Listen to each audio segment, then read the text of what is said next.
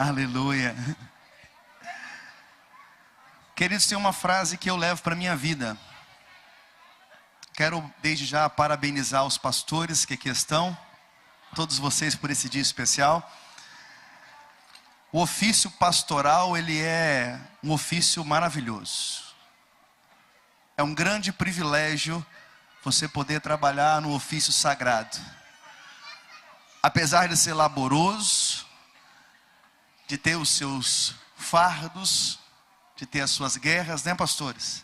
Que só nós sabemos as guerras que travamos, até porque pastor não tem horário de expediente.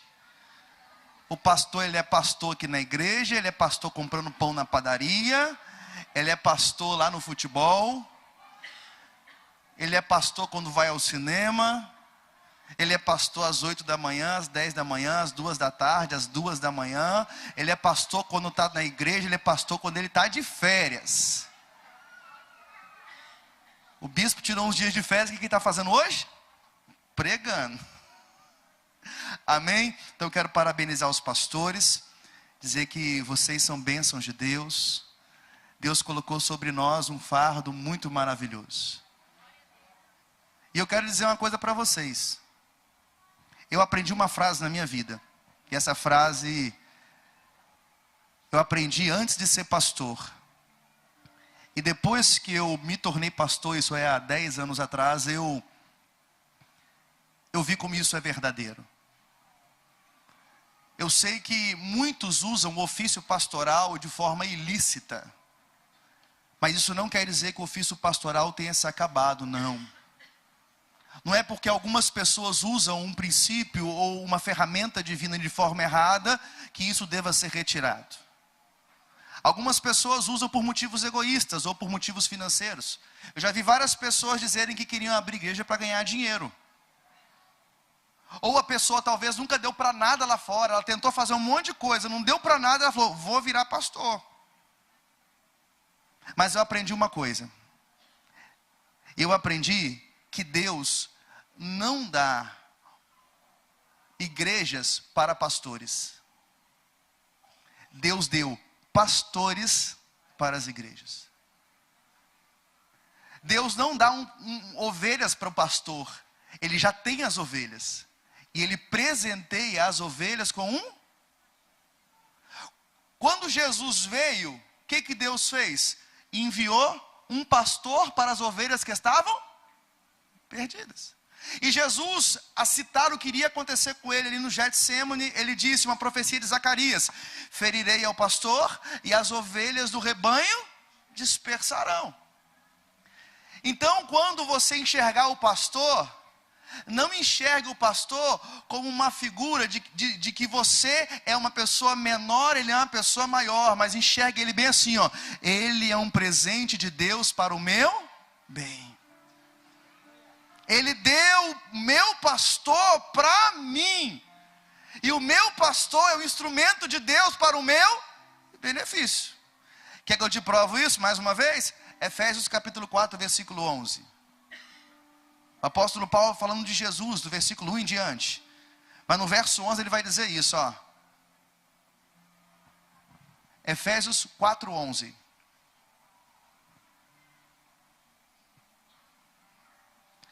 E ele mesmo, tem tradução que fala, deu uns para apóstolos, outros para profetas, outros para evangelistas, e outros para pastores e mestres. Versículo 12. Com vistas ao aperfeiçoamento dos santos, para o desempenho do seu serviço, para a edificação do corpo de Cristo. Pode continuar. Até que todos cheguemos à unidade da fé e do pleno conhecimento do Filho de Deus, a perfeita varonilidade, à medida da estatura da plenitude de Cristo. Para que não mais sejamos como meninos, agitados de um lado para o outro e levados ao redor por todo o vento de doutrina, pela artimanha dos homens, pela astúcia com que induzem ao erro. Mas, seguindo a verdade em amor, cresçamos em tudo naquele que é a cabeça, Cristo. O apóstolo Paulo está dizendo: olha a igreja preciosa, vocês que foram lavados, remidos e comprados pelo sangue de Jesus, que agora estão caminhando de ser meninos para serem homens maduros.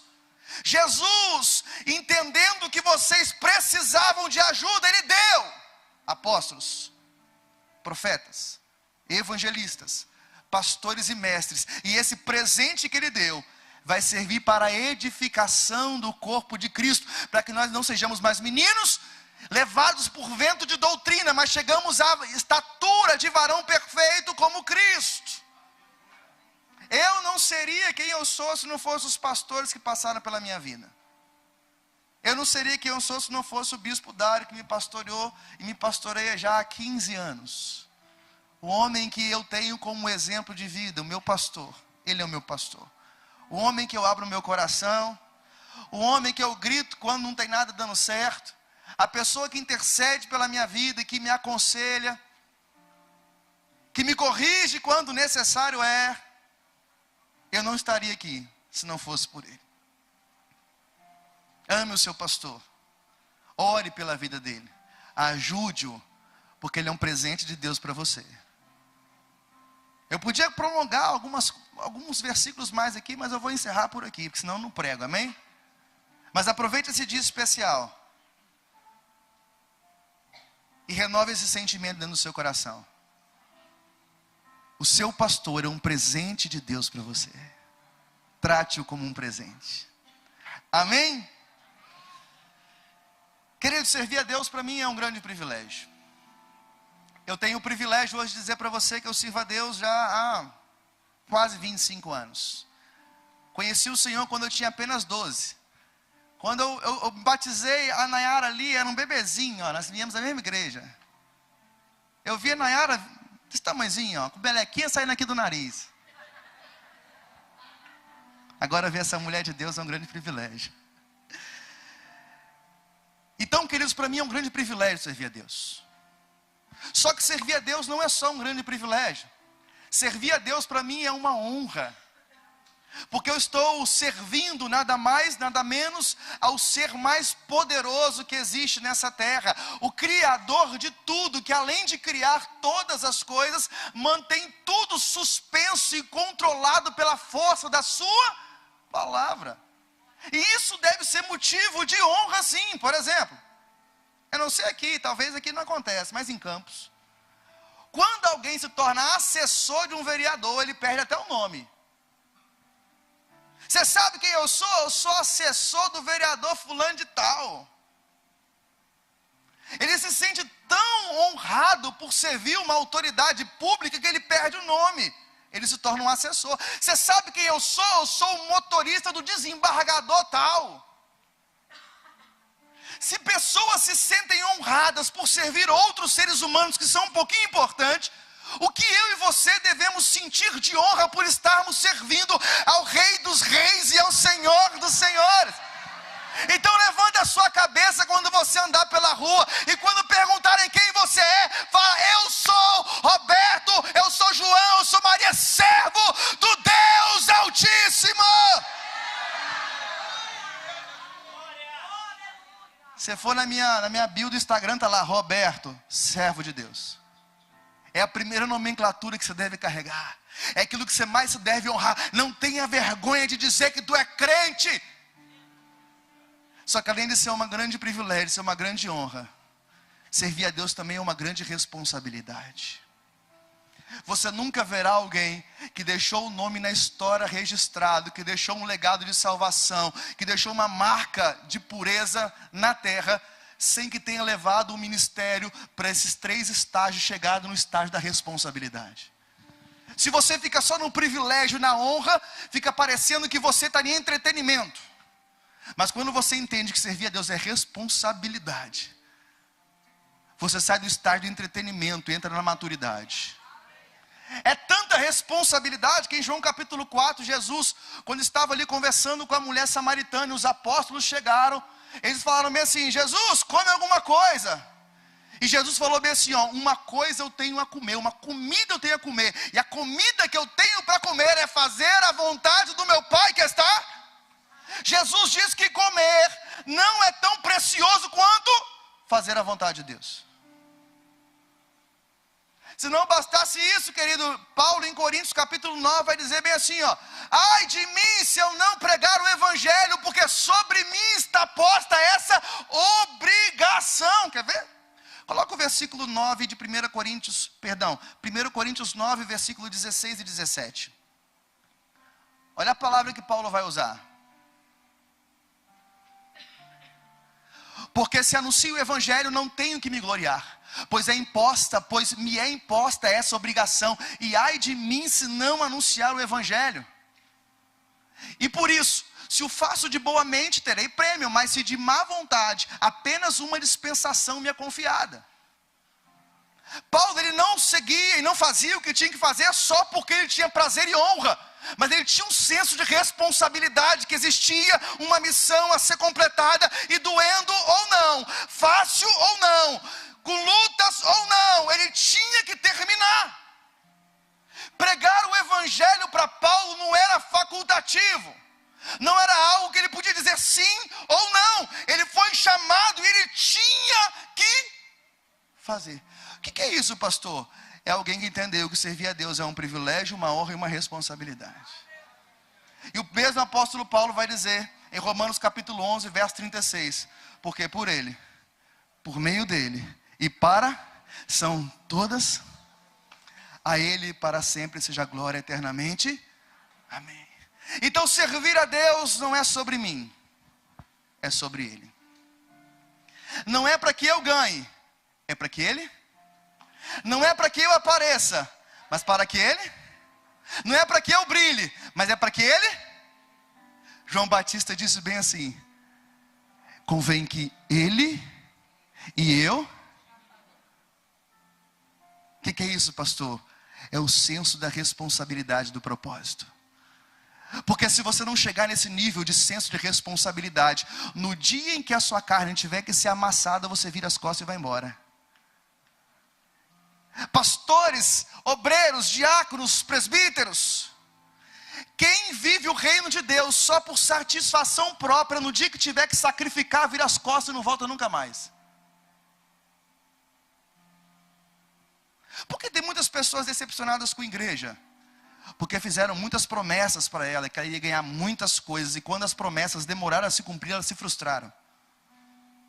Porque pregaram um evangelho que falava mais sobre mim do que sobre ele, que falava muito mais dos meus sonhos do que dos projetos dele para mim.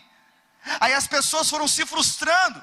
Mas quando você entende que o evangelho tem a ver com ele, com os propósitos dele e com a vontade dele, e que no meio do caminho ele fará que o meu propósito, as minhas vontades, os meus sonhos coincidam com os sonhos dele, não vai dar certo. O chamado de Jesus para mim e para você é para vir após dele, não na frente dele. Aquele que quiser ser meu discípulo, aquele que quiser vir após mim, negue-se a si mesmo. Tome a sua cruz, porque aquele que quiser salvar a sua vida, e aquele que perder a sua vida por amor de mim, a chamada mais importante do reino de Deus é a chamada à renúncia pessoal. É Deus dizer bem assim, ó: morre para você para viver para mim.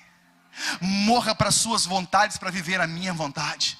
Abra mão do seu alimento para se alimentar com a minha comida. Essa é a chamada do evangelho. Então, ou seja, existe uma posição para nós dentro do reino. E se você não souber que posição que Deus te quer, você perde o que Deus tem para ti. Porque tudo que você precisa vai te acontecer, vai te alcançar enquanto você caminha e está na posição que Deus te quer. E existe uma mulher, queridos, que essa mulher descobriu o lugar dela no reino, o lugar mais poderoso que ela podia estar. E essa mulher é Maria. Maria descobriu esse lugar. E eu quero pedir a você de coração, não se preocupe com nada agora. Eu te peço, não olhe para o teu celular, não olhe para o relógio, não se preocupe com o que vai acontecer. Se você pode segurar um pouquinho, não beber água, não vá. Porque se você conseguir compreender a essência da mensagem dessa noite, você nunca mais servirá a Deus do mesmo jeito. Você sairá daqui com um entendimento muito maior do que é servir ao Senhor. que é muito mais do que estar num culto belíssimo, com uma banda belíssima, numa palavra maravilhosa, num lugar climatizado maravilhoso. É muito mais do que isso. E você vai entender que muitas vezes a mudança de posição que você está vai fazer toda a diferença no fluxo da sua vida. Maria descobriu um lugar, queridos, precioso no reino de Deus. E quando ela começou a colocar isso para funcionar, coisas começaram a acontecer. O tema dessa palavra nessa noite é aos pés de Cristo. Eu fui pesquisar no dicionário o que significa estar aos pés. E o dicionário vai dizer o seguinte: estar aos pés é submeter-se, refugiar-se, esconder-se, quebrantar-se, enfraquecer-se. Quem está aos pés não está em condição de exigir. Quem está aos pés não está em condição de ensinar. Quem está aos pés está em condição de dizer: sou fraco, falho, dependente e não sei de nada. Eu preciso de tudo que o Senhor tem para mim. Estar aos pés é uma posição de dependência. Eu quero passar por algumas mensagens e por alguns textos em que Maria vai empregar essa postura diante de Jesus. E o que vai acontecer com ela. Amém? Projeta por gentileza Lucas capítulo 10, verso 38. Vamos aprender um pouco com Maria nessa noite. Indo eles de caminho, entrou Jesus num povoado. E certa mulher chamada Marta hospedou-se na sua casa. Tinha ela uma irmã chamada Maria. E esta quedava-se assentada aos pés do Senhor, a ouvir-lhe os ensinamentos. Marta agitava-se de um lado para o outro, ocupada em muitos serviços. Então, aproximou-se de Jesus e disse: Senhor, não te importas de que minha irmã tenha deixado que eu fique a servir sozinha? Ordena-lhe, pois, que venha ajudar-me. Respondeu-lhe o Senhor: Marta, Marta, andas inquietas e te preocupas com muitas coisas. Entretanto, pouco é necessário, ou mesmo uma só coisa. Maria, pois, escolheu a boa parte, e esta não lhe será tirada. Esse é o primeiro texto que fala do encontro de Jesus com essa dupla de irmãs, ou com essa família que está faltando um integrante nessa história, que é Lázaro. Toda vez que Jesus entrava nessa cidade, ele hospedava-se na casa desse trio, que a Bíblia não conta cadê os pais ou as mães, ou na verdade é muito nítido que no texto mostra que esse trio de irmãos eram órfãos e viviam cuidando uns dos outros. Ao passo que também diz que Lázaro era o melhor amigo de Jesus, apesar de não ser um dos seus discípulos. E Jesus amava essa família. Jesus aprendeu a amar Marta, Maria e Lázaro.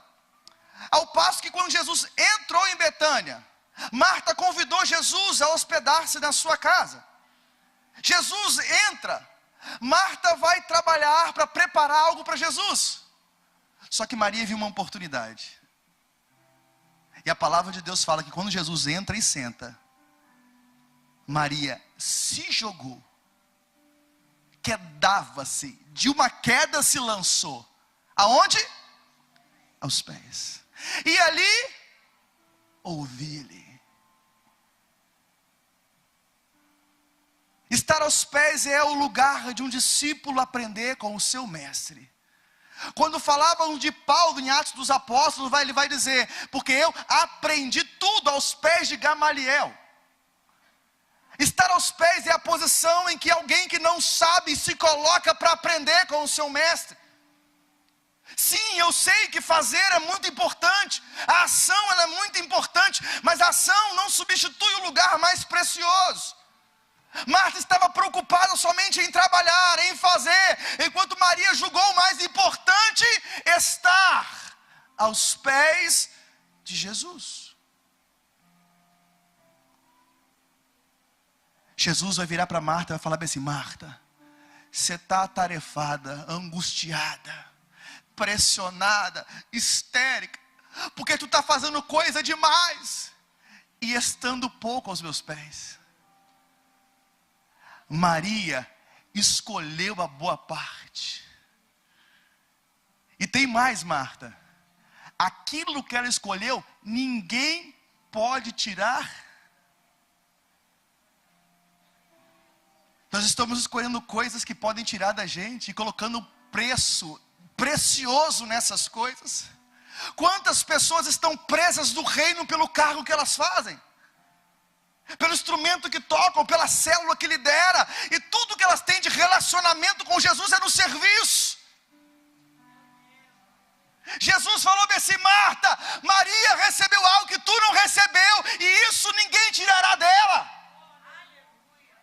O teu cargo um dia pode não ser mais teu. O teu instrumento um dia pode não ser mais teu. A tua célula um dia pode não ser mais sua. Mas aquilo que você vive aos pés do Senhor, ninguém pode tirar. Jesus nessa história exalta e elogia Maria, enquanto dá um ensinamento para Marta que ela não pediu. Depois de Jesus nessa história, o personagem principal é quem? Maria.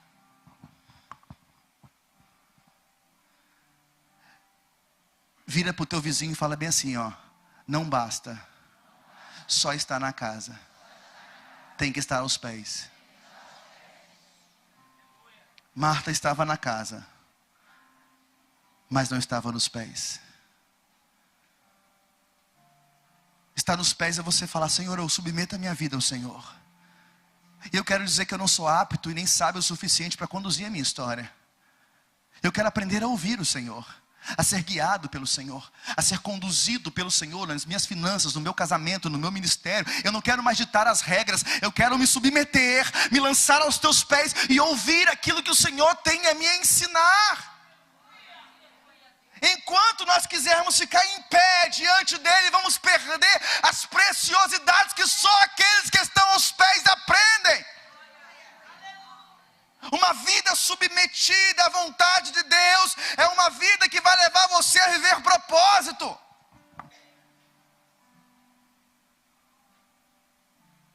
Tem pessoas que quando aprendem um pouquinho mais já se esquecem. Acham que já são bons o suficiente. Alguns quando conseguem um diploma de teologia, então acabou. Já era. Ele se esquece que o maior lugar que nós podemos estar, nós somos eternos aprendizes. Maria aprendeu que se ela queria aprender alguma coisa, ela tinha que sair da posição onde ela estava e se lançar aos pés de Jesus para aprender com ele. Tem segredos que só quem está aos pés terão a revelação deles. Terão direções que só aqueles que estão aos pés receberão. Terão segredos que só aqueles que estão aos pés terão de Deus.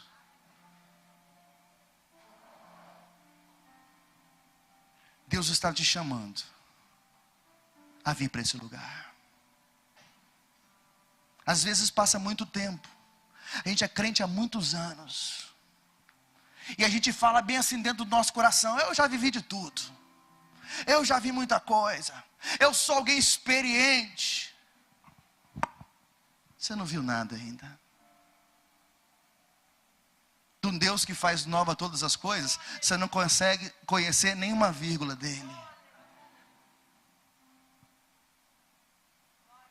Maria lançou-se aos pés. E aquilo que ela recebeu, ninguém poderia tirar dela. Pastor, o que ela recebeu? Não sei, mas recebeu.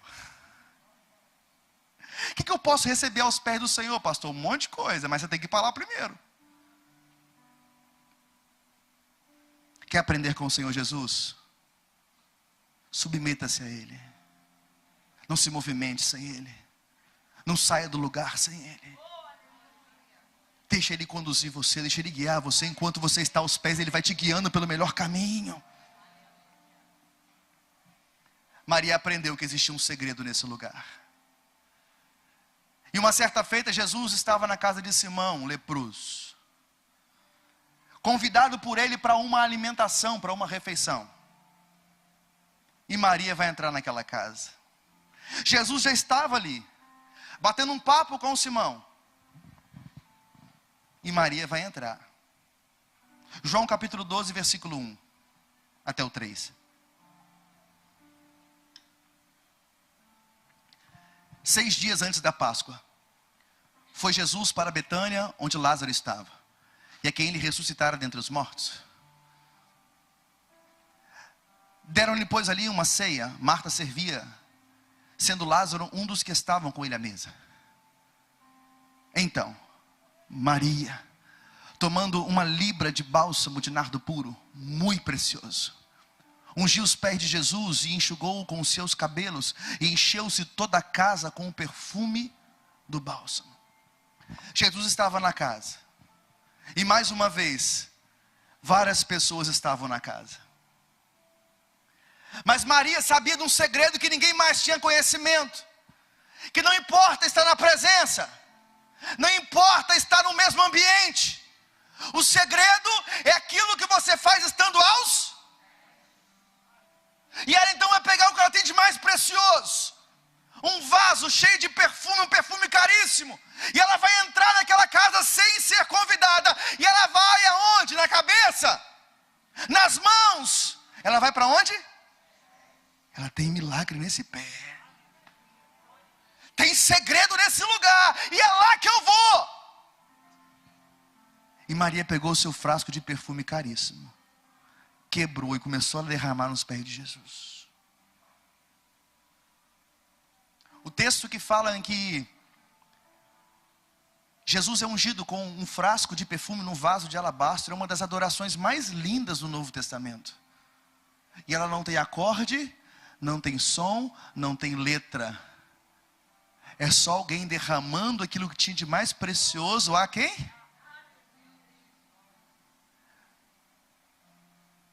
Não existe adoração mais perfeita do que aquela que é feita por pessoas que estão aos pés dele. Pode ter o melhor agudo, o melhor solo, se não estiver aos pés de Jesus, não é adoração. Pode ser o grito mais alto que você puder dar, pode ser a afinação mais linda que você tiver, se não estiver aos pés de Jesus, não chegou até ele. A verdadeira adoração que sai de um coração adorador, ela só chega ao coração de Jesus se ela for feita aonde? Aos pés.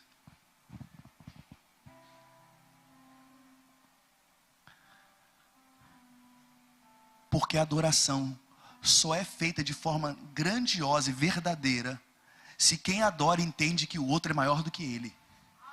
E para você entender que quem você adora é maior do que você tem que estar aos pés e ele está no alto. Por isso que João Batista disse: convém que ele cresça e eu. É assim que surgem as adorações que tocam o coração de Deus, de pessoas que entendem que são fracas, pequenas e falhas, e estão ali adorando ao Deus que é grande, infalível e poderoso. Adoração não fala de música, fala de um posicionamento pessoal em relação a Ele. Por isso que eu tenho uma dificuldade quando a pessoa vê alguém que canta bem ou que toca bem e fala: nossa, fulano é um adorador. Fala: só porque canta bem? Só porque toca?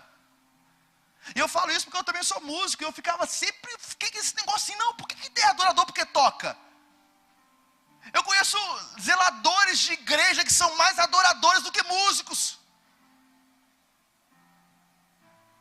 Eu já vi pessoas simples que não sabiam fazer um dó, ré, mi, serem mais adoradoras do que muitos músicos profissionais. Isso não quer dizer da minha capacidade musical. Adoração quer dizer do meu posicionamento em relação a Ele, e aquilo que eu entrego estando aos pés. Maria descobriu que para aprender o que Jesus tem a ensinar, ela tinha que sair da posição em que ela estava e se lançar aos pés. E para também render uma adoração que agradasse a Ele, aquilo que ela fosse fazer tinha que ser aonde? Aos pés.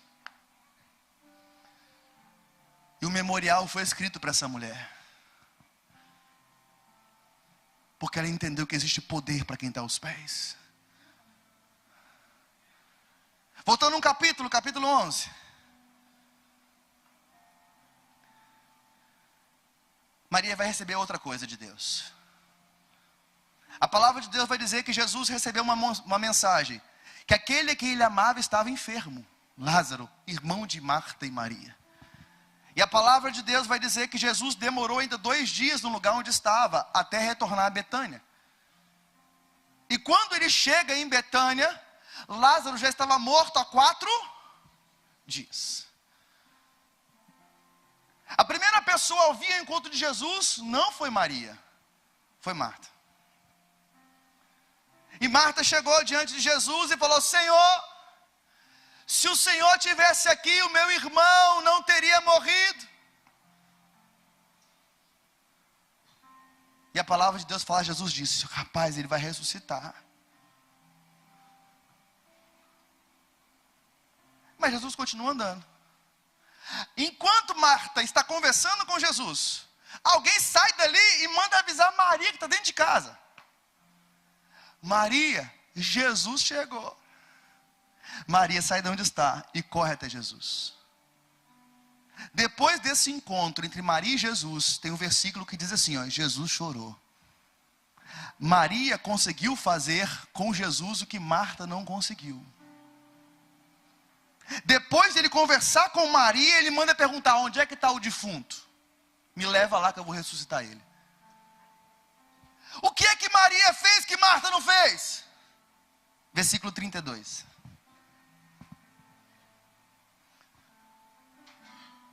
Quando Maria chegou ao lugar onde estava Jesus, ao vê-lo, lançou-se aos seus pés, dizendo: Senhor, se estiveras aqui, o meu irmão não teria morrido. 2 versículos depois, Jesus sente a dor daquela mulher.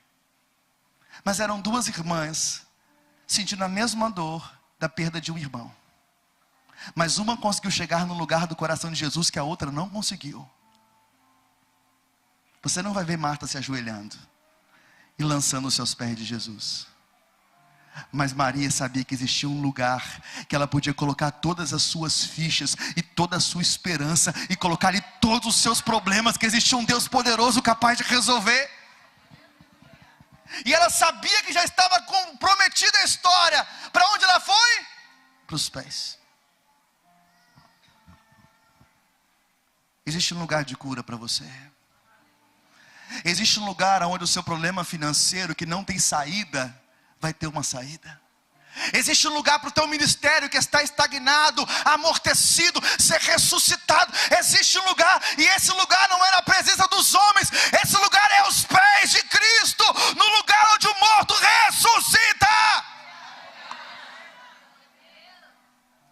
Pode ser que estar aos pés de Jesus é sinal de fraqueza, mas eu posso te garantir, estar aos pés de Jesus é o sinal de maior força que você pode ter.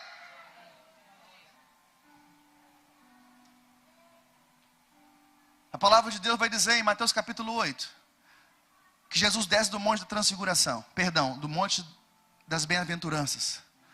Quando ele desce, depois de pregar durante 3 capítulos, Mateus 4, 5, 6 e 7.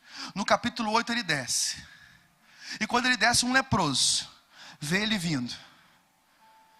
E a palavra de Deus fala que o leproso, prostrando-se, o adorou, dizendo: Senhor, se quiser, pode purificar. E Jesus falou: se quiser, quero. Tocou nele e ele foi curado. Em Mateus capítulo 9, a palavra de Deus vai dizer que existia uma mulher que estava 12 anos com um fluxo, com uma menstruação que não parava. E ela durante 12 anos gastou todo o seu dinheiro tentando resolver o problema, e ao invés de melhorar, piorava. Mas ela ficou sabendo que Jesus passava por ali. E ela disse consigo mesmo: se eu apenas tocar na orla das suas vestes. A orla é a parte de baixo do manto, próximo aos pés. Ela: se eu tocar lá, na orla das vestes, eu ficarei curada. Aquela mulher entra no meio da multidão, vai perto dos pés de Jesus e toca. Paf! Jesus que estava andando agora para. E para. Epa. Quem foi que me tocou? Os apóstolos falam: Jesus, você é um brincalhão. Tu está sendo tocado desde a hora que tu saiu. Tem uma multidão à nossa volta, está todo mundo te tocando. Como é que tu pergunta agora quem te tocou? Ele falou, não, me tocaram diferente.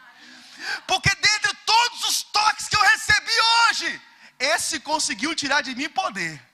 E aonde foi o toque?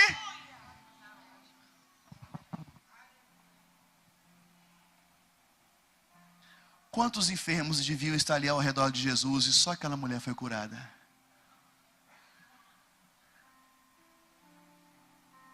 Por que só ela foi? Existe um mistério em estar aos pés de Jesus. Jesus estava saindo de Jerusalém. E uma mulher cirofenícia, não era nem hebreia, começou a correr atrás dele. E falou bem assim, Senhor Jesus, cura minha filha, que está terrivelmente endemoniada. E Jesus nem aí para ela. E ele ia caminhando e a mulher gritando. Os discípulos falaram, Senhor, despede ela. Está fazendo a gente passar a maior vergonha gritando aqui atrás. E ela gritava, Senhor, liberta minha filha. E Jesus virou para ela e falou bem assim, moça, não te é lícito tirar o pão dos filhos e dar para os cachorrinhos. Depois de muito tempo, ela conseguiu chamar a atenção de Jesus. Coloca fazendo favor, Mateus 15, 25.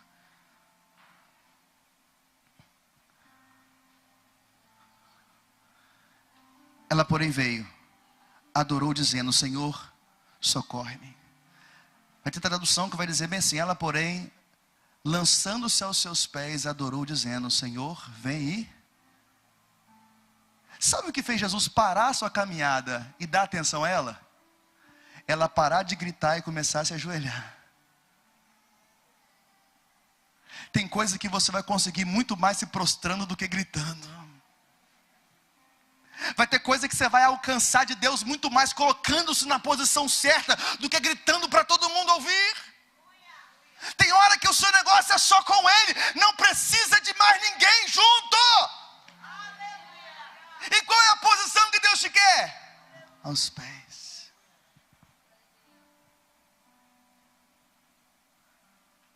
No Antigo Testamento, vai contar uma história muito bonita de Ruth. Ruth era uma moça moabita. E ela, junto com a sua sogra Noemi, retornam para Belém depois de um período de fome. Noemi retorna para Belém depois de perder o seu marido, Aimeleque, e os seus 2 filhos, Mahlon e Quilion. Orfa, uma das suas noras, fica. Mas Ruth quer vir com a sua esposa. Sua sogra, perdão. E ela retorna para Belém. Chegando em Belém, para não passar fome, Ruth começa a ir nos campos de Belém colher aquilo que os lavradores deixavam para trás. Porque a sua sogra já era uma mulher idosa, não podia trabalhar mais. E ela começou a colher, e de repente ela descobriu que ela estava colhendo trigo nas terras de um homem chamado Boaz, que era parente do seu antigo sogro. E dentro das regras da cultura judaica, um parente próximo podia resgatar a família do falecido. Ou seja, assumir a família dele e trazer de volta os bens que outrora fora perdido. E Boaz era um dos que podia resgatar, não era o primeiro, mas era um dos que podiam. E quando então Noemi descobriu que Ruth estava fazendo e colhendo na terra de Boaz, ela deu uma dica para Ruth. Boaz, Ruth, é um dos nossos resgatadores. E se você não sabe, Boaz é um antípodo do Cristo. Ou seja, uma figura do Antigo Testamento que aponta para Jesus. Porque assim como Boaz resgatou Ruth, que era uma mulher moabita, uma pecadora, Jesus nos resgatou também. E ela falou, ele é um resgatador, você vai fazer o seguinte, você precisa que ele case com você. Gente, e qual é o melhor jeito hoje, e também era assim no passado, de uma mulher forçar um homem a casar com ele? Qual que era, gente? Era indo para as vias de fato, engravidando essa pessoa. Normal. O famoso golpe da barriga. E no passado também era assim, porque se um homem tivesse relação sexual com uma mulher, ele era obrigado a casar com ela. Boaz era um homem velho, rico, mas velho. Ruth poderia ter tomado esse caminho, mas ela inviabilizaria todo o projeto de Deus. Então Noemi deu uma dica para ela. Olha que dica poderosa. Coloca, fazendo um favor, Ruth 3, versículo 7.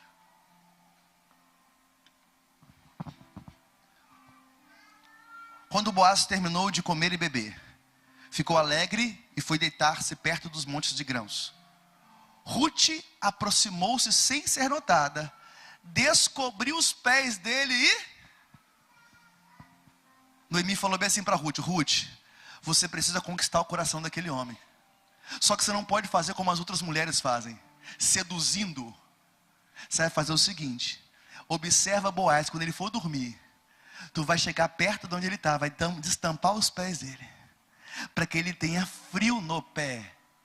E você vai deitar do lado dele para mostrar que você estava ali como uma serva e não como uma aproveitadora. Que ele estava tão bêbado que ele teria relações com você sem perceber. E Ruth fez justamente o quê? Esperou Boaz deitar. Quando Boaz se deitou, ela levantou a cobertinha dos pés e deitou-se do lado dos pés dele. No meio da noite, quando estava frio, quem acorda? Boaz. Olha o que Boaz vai dizer, versículo seguinte. No meio da noite, o homem acordou de repente. Ele se virou e assustou-se ao ver uma mulher deitada aos seus pés. Quem é você? Perguntou. Ela respondeu: sou Ruth, tua serva. Estende a tua capa sobre a tua serva, pois tu és um resgatador. Boaz lhe respondeu: o Senhor a abençoe, minha filha. Este teu gesto de bondade é ainda maior do que o primeiro, pois você poderia ter ido atrás dos mais jovens, ricos ou pobres. Agora, minha filha, não tenha medo, farei por você tudo o que me pedir. Todos os meus concidadãos sabem que você é uma mulher de valor. O fluxo dessa história foi que Boaz conversa com o primeiro na linha de sucessão que podia comprar Ruth, resgatá-la. O cara não resgata, porque se ele resgatasse, ele tinha que casar com Ruth, ele não queria ter problema com a primeira mulher. Boaz casa com ela. Boaz tem um filho com ela. O filho dela tem um filho, que tem um filho, que tem um filho. E esse bisneto de Ruth é Davi. Uma das duas mulheres que entrou na genealogia de Jesus, Raabe e Ruth. E Ruth só entrou porque ela descobriu que existia um poder em estar aos pés. Deus está falando para você nessa noite: está faltando você estar na posição certa para você alcançar aquilo que Deus já reservou para você. Aquilo que você está orando depende de ti, uma posição certa no reino. Pastor, que posição é essa? É aos pés. Não precisa de barulho, não precisa de grito, não precisa de estardalhaço. É só você quietinho ir para os pés. Deixe que os outros depois saibam do resultado disso.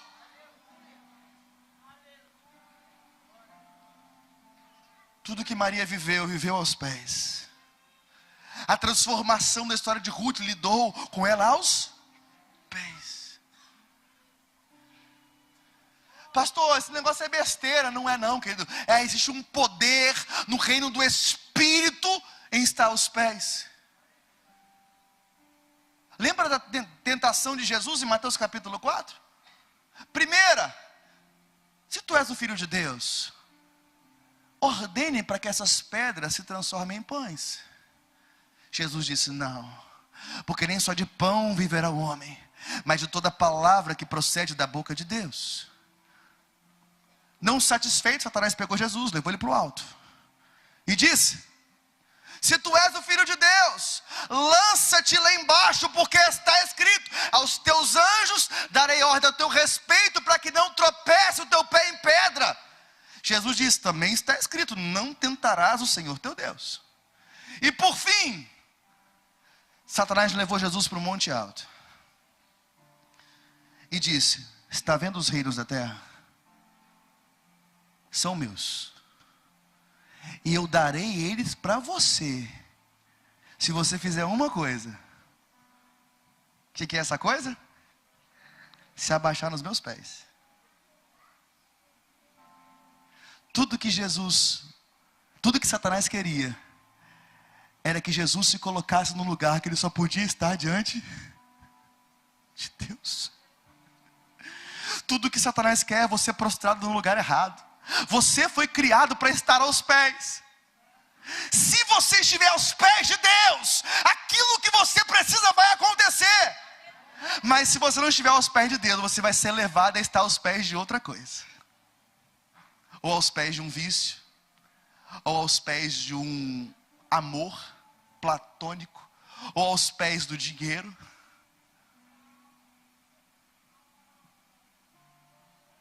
Tudo seria destruído se Jesus se colocasse aos pés da pessoa errada. Não, pastor, esse negócio de estar aos pés não é tão importante não. Ananias, Misael e Azarias. Nabucodonosor construiu uma estátua e falou assim: ó, quando tocar o instrumento, todos têm que se curvar aos pés da minha estátua. Tocou o instrumento, pá! Ananias, Misael e Azarias. Nabucodonosor, 3 jovens hebreus escravos não querem se prostrar. Chama eles aqui. Ananias, Misael e Azarias. Ou melhor, Sadraque, Mesaque e Abednego. Que história é essa que quando tocou o instrumento vocês não se prostraram? Eu vou dar mais uma chance para vocês. Eu vou tocar de novo o instrumento. E quando tocar eu quero vocês aos pés da minha estátua. Eles viraram para Nabucodonosor e falaram: com todo respeito, senhor, esses joelhinhos aqui só se dobram diante de uma pessoa. Contando um pouco da história, vocês já tiraram a gente da nossa terra, tiraram a gente do meio da nossa família, destruíram a nossa pátria. Vocês acham que vocês vão tirar Deus de nós? Fica sabendo, ó tu, Nabucodonosor, que o Deus a quem nós servimos é poderoso para nos livrar da tua fornalha. Mas se ele não livrar, saiba de uma coisa: joelho aqui, filhão, não se dobra aos pés de ninguém a não ser do nosso Deus. Nabucodonosor falou: ah é? Aumenta o fogo 7 vezes mais. Os soldados que foram lançar Sadraque, Mesaque e Abednego na fornalha foram queimados, morreram. E de repente Nabucodonosor, dentro da fornalha, tem 4 homens dando um rolé, tranquilados lá dentro. E ele fala: aqui, não jogamos 3 lá dentro? O que aconteceu? Tem 4, e o quarto é semelhante ao filho dos homens. Nabucodonosor, Sadraque, Mesaque e Abednego, vem aqui que eu quero bater um papo com vocês. De repente vem esses 3 caras andando, e a Bíblia diz bem assim que as roupas não queimaram, o cabelo não queimou, nem cheiro de fumaça tinha neles. Satanás quer você aos pés dele. E o único jeito de você não estar aos pés de Satanás é se você já estiver aos pés de Jesus. O único jeito de você não estar aos pés dos vícios é estando aos pés de Jesus. O único jeito de você não estar nos pés do pecado é estando aos pés de Jesus. A única coisa capaz de salvar você do inferno é o céu. E o céu só vai entrar quem está aos pés.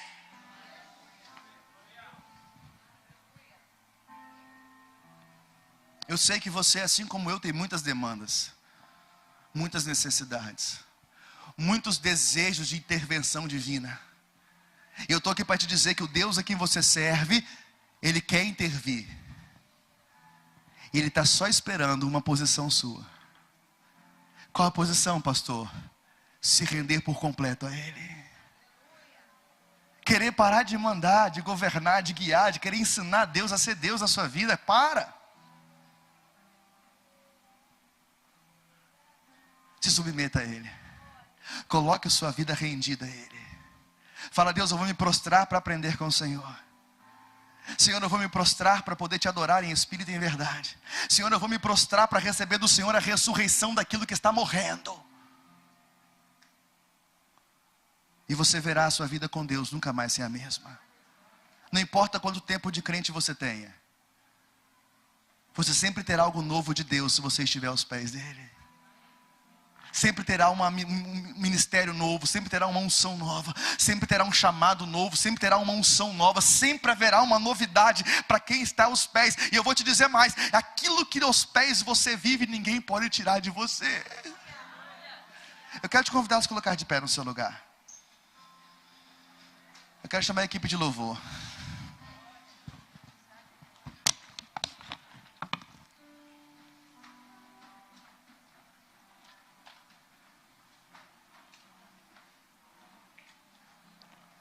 Jesus falou para Marta, quando ela estava em sua casa, bem assim: Marta, Maria escolheu a boa parte.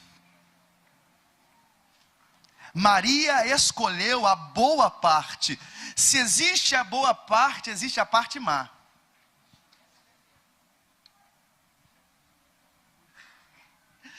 Se existe a boa parte, existe a parte má. E não dependeu de Jesus quem escolheu cada parte. A escolha sempre é nossa. Pastor, minha vida está muito difícil. Meu casamento está quebrado. Meu ministério está ruindo. Sabe por quê? Em algum momento você não escolheu a boa parte. Em algum momento, ao invés de se prostrar e se submeter a Cristo, você quis tomar as rédeas e o timão da sua vida e guiar o teu barco. Em alguma circunstância em que você tinha que se submeter e estar aos pés, você falou: não, eu governo, eu mando. Jesus está dizendo para você nessa hora: essa é a noite de você pegar o seu perfume precioso e derramar aos pés dele.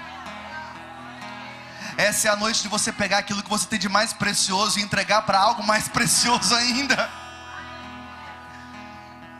Quando você descobre a preciosidade que é o Jesus, que é o Senhor, nada é tão precioso quanto Ele. E Ele pode receber o que você tem de precioso. E existe um milagre para acontecer em você quando você se colocar nesse lugar.